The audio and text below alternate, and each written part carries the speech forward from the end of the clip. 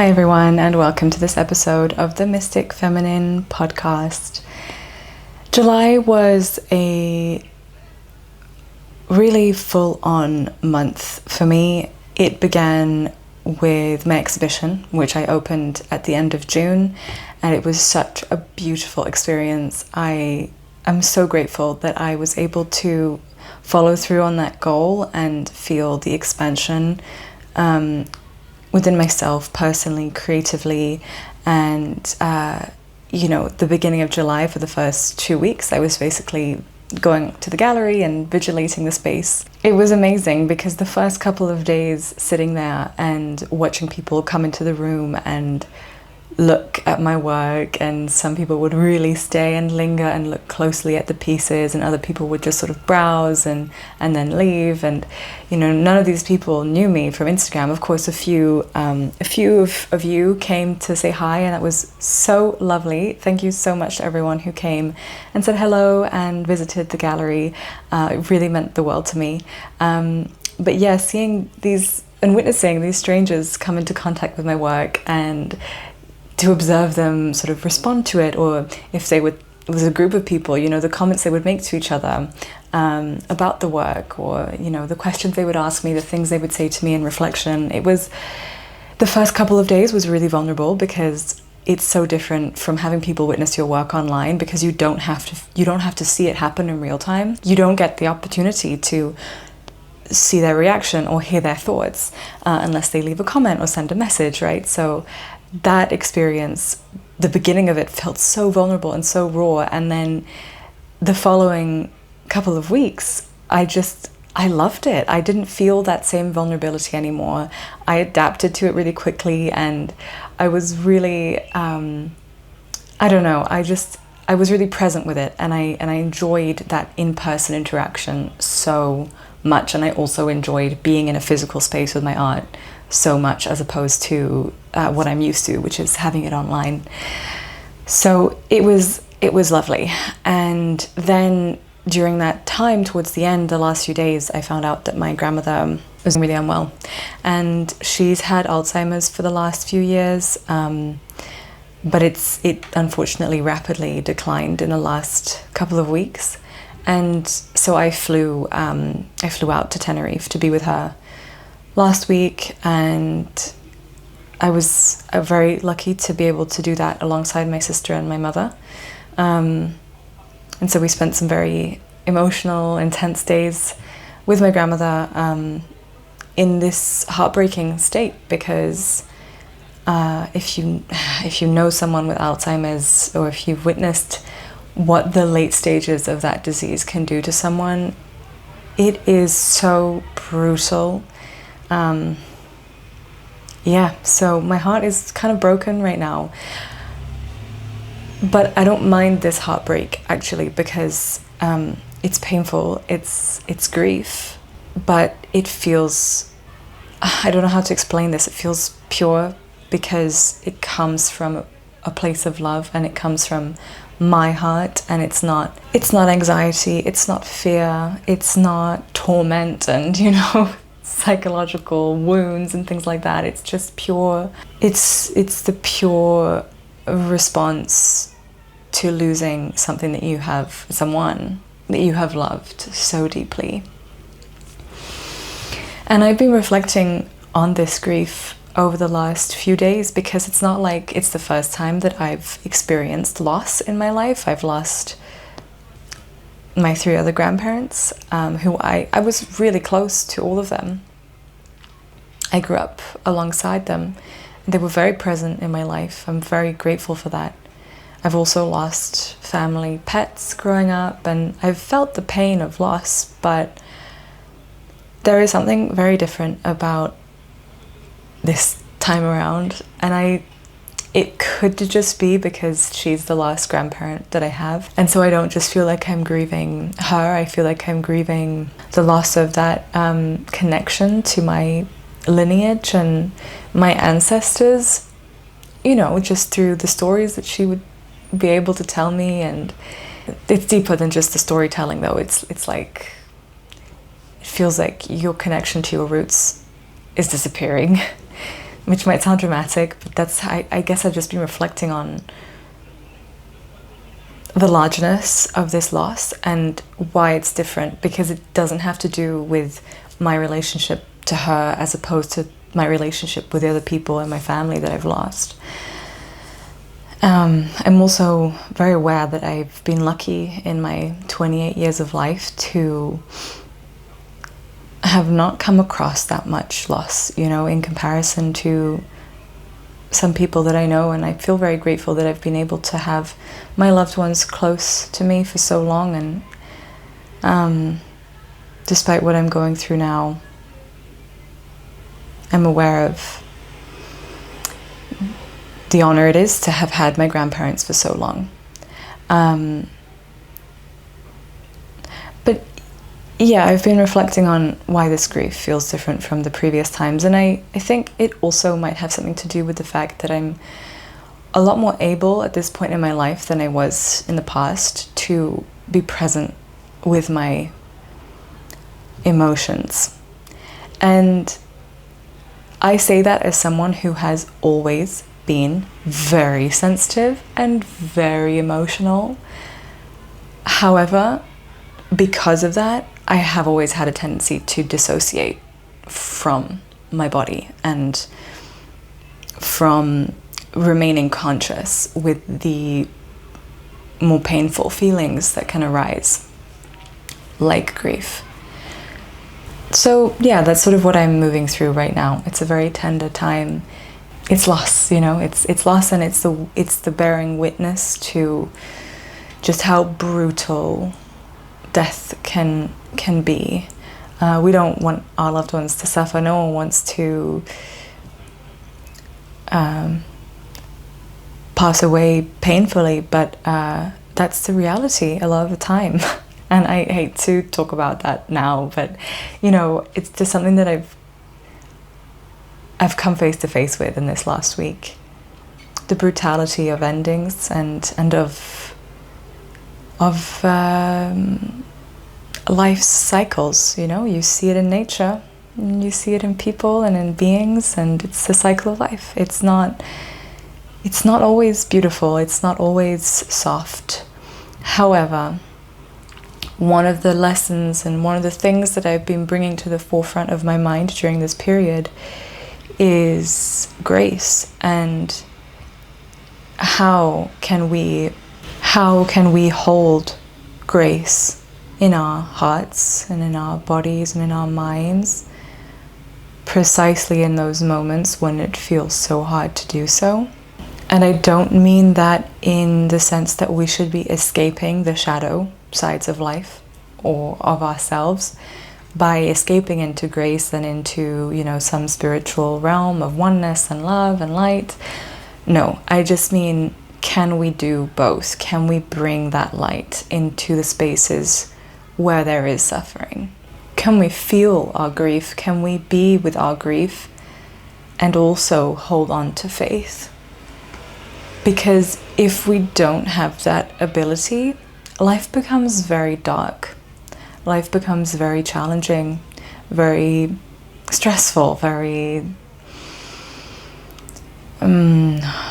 we become very bitter if we're not able to do that.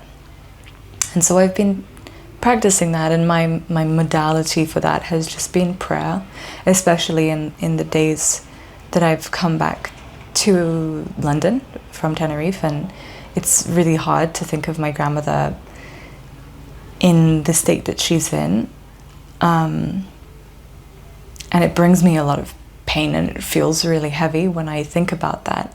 And I don't want to repress it. I don't want to brush it off, but I also don't want to remain in that state, because that doesn't do anything for me. It also doesn't do anything for her. And so through prayer and through my prayers, I've been able to shift that heaviness and that density into grace. And it's a beautiful thing when I'm able to achieve that, because it's not that I stop feeling the pain. I don't stop feeling the sadness or the grief or the anguish, but I'm able to permeate those feelings with a sense of peace and love and faith and connection to spirit and the divine source that runs through us all. And prayer will look different for every person on a spiritual path. It doesn't have to look one way, it doesn't have to look like what's written in certain books, but I do encourage you to explore prayer, because it's a really powerful practice. And when I first started to use prayer as a practice, I felt a bit like a fraud because I'm not religious. I didn't grow up religious. I haven't read the big spiritual texts, that I thought I would have to read in order to pray in the way that I was praying. But then I realized that prayer at its core is just it's the act of using words to open a portal to God. And again, your version of God is your version of God. I'm not here to tell you what God is or isn't, but I use that word to represent the source that we come from and that we all go back to, and that is constantly present within us and around us. And yes, prayer, mantras, whatever it is, these sacred words are really just spoken as a bridge to God and to that light. And you don't have to overthink it. If you have faith in that truth, that the words that you choose to pray, and whether you get them from a book or you're given a mantra from a yoga teacher or a spiritual teacher, whatever it is, if you have faith in the fact that those words carry power and can be a bridge for transformation within yourself and within your reality, that's enough. That's all you need. You don't need to be a perfect spiritual person in order for prayer to work for you. And it's been so interesting because this month, within the archetypal year, the online course that I'm teaching on the 12 feminine archetypes on my Patreon account, we have been working through the mother archetype. And I kind of mentioned that in my last podcast episode, talking about the mother wound, and there were some very real mother wounds that came up for me at the end of at the end of June. And I was sort of moving through those, and then it felt like just as I was kind of coming out of integrating that, I went right into facing the loss of my maternal grandmother. And this was all happening during the Cancer retrograde, and Cancer is the zodiac sign that is most closely related to the mother archetype. It has everything to do with home, belonging, the past, memory, nurturing, all the themes of the mother archetype. And so it just felt like one of those moments where everything was aligned in a way that felt really painful, but necessary, inescapable pain and inescapable shadow. And it's really interesting because when we work with the feminine archetypes intentionally, and that is to say that we really, on a subconscious level, accept the journey that we're taking with this archetype, life tends to reflect those lessons and the aspects of us that still need healing in relation to that archetype within us. Now, I'm not saying that just because we're working through the mother archetype, I sort of manifested these things in my life. I'm not saying that at all, but it does tend to be interesting, the timing of certain things when we're really deeply working on a soul level with our expansion and our growth and our sense of mission, when we're aligned.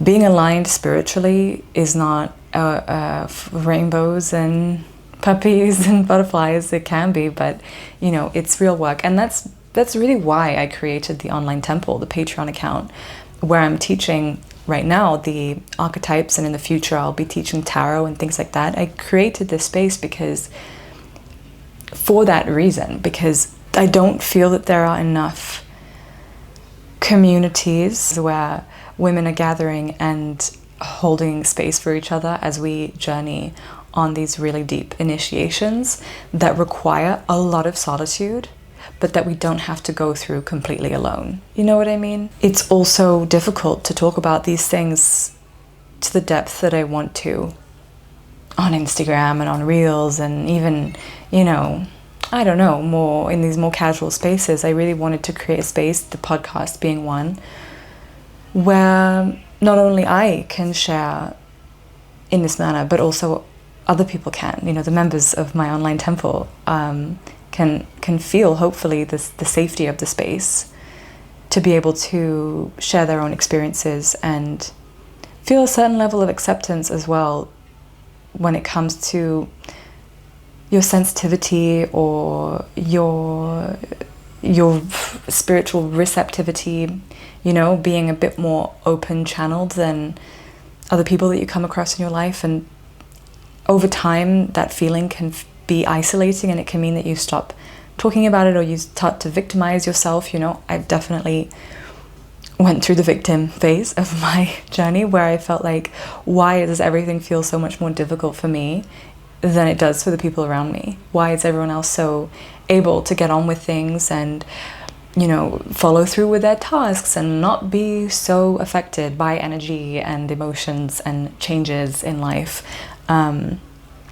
So yeah, I feel like I really wanted that sense of community for myself and also for other women, to know that you're not alone and that there is a way forward that isn't so confusing and doesn't always require you to feel like you're drowning in an ocean of unseen things within and without. So I guess there isn't much that I wanted to share this month, just because I am feeling so present with my heart that is, yeah, it's breaking, you know, not to say, you know, and it shouldn't be dramatic to say that your heart is breaking, because I think it's a strength to be able to hold that and to be able to say, you know what, my heart is broken right now. And as I said, I think there are different kinds of heartbreak, there are different kinds of grief, and each experience is unique and more or less challenging to move through. This heartbreak, as I mentioned earlier, feels pure. It feels like I can accept it because of how much love and pure love it came from. Yeah, so that's where I'm at. I'm in this threshold of grief. I'm really in the shadow of the mother archetype. And again, the shadows of archetypes are not bad. We don't have to get rid of them. They're just aspects of ourselves that we need to integrate and make sure that we're not repressing or operating from without also operating from the light sides of the archetype. And the shadow of the mother is death. It is loss. It is letting go. It's the ugly aspects of life. If you think of the mother archetype, you can understand her simply by looking at nature. And nature is beautiful, it's life-giving. It's also a force of destruction and of death and transformation and decay. And if we want to embrace the mother archetype within us, we have to embrace both aspects of it. Now, that being said, we do have other archetypes of the feminine, such as the dark goddess, such as the sorceress, and these archetypes help us perhaps get to the core of those shadow aspects of the mother, and help us to draw the power from those shadows, because the mother is an archetype that definitely feels like a bit of an umbrella sometimes to different archetypes. It's a very powerful and ancient archetype.